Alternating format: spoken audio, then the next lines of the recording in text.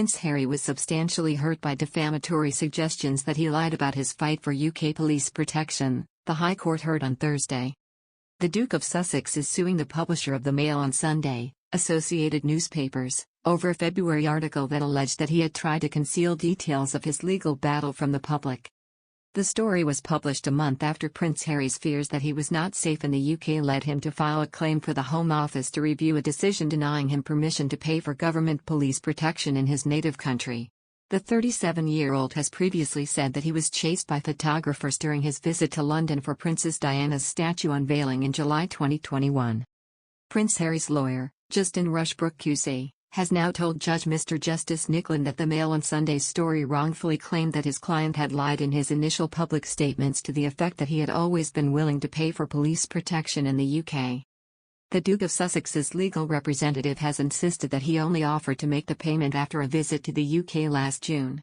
He also said that the publisher had suggested that Prince Harry had improperly and cynically tried to manipulate and confuse public opinion with their claims that he had ordered his spin doctors to put out false and misleading statements about his willingness to pay for police protection immediately after the Mail on Sunday had revealed he was suing the government.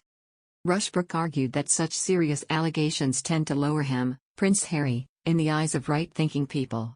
He went on to add that the story, which had been published in print and online, had caused substantial hurt, embarrassment, and distress for the Duke. Andrew Caldecott QC, for Associated Newspapers, denied that the Mail Online story had suggested that Harry was lying, arguing that its emphasis was on the PR spin on the dispute. The article does allege that the claimant's PR team spun the story, or added a gloss unduly favorable to the claimant, which led to inaccurate reporting and confusion about the nature of the claim, he added. It does not allege dishonesty against them. In other news, Prince Harry must have gone home feeling very depressed for what he has given up after he and Meghan Markle decided not to be more visible in the Queen's Platinum Jubilee celebrations because they did not have center stage seats, royal experts have claimed.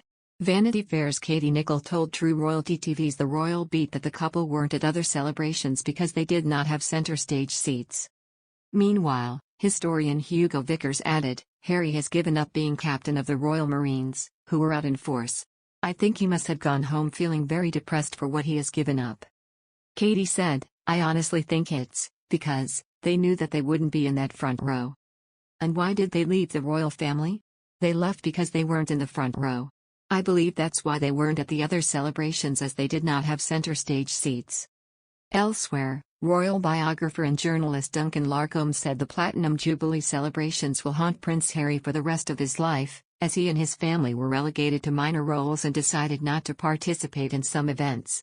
He said, those 4 days will haunt Prince Harry for the rest of his life. They, the Duke and Duchess of Sussex, were relegated to sitting behind the Duke of Gloucester, at the Thanksgiving service. They didn't take part in any way, shape or form visibly at the trooping of the colour. Harry will be fuming about the way he and his family were treated, if it was Prince William and the royal family who said, "You're not coming to the royal box," whilst other minor non-working royals were at those events. Discussing the key images from the celebration, Katie told the programme, "If you're going to take one image away from the weekend, it has to be the one of the Queen and her 3 heirs standing on the Buckingham Palace balcony." A jubilee isn't just a moment to reflect on the 70 years, but to look forward to the future. The Queen's message is very clear: this is the future, and for the first time in history, we have 4 generations of royalty. It is extraordinary. Also, it was deliberately engineered.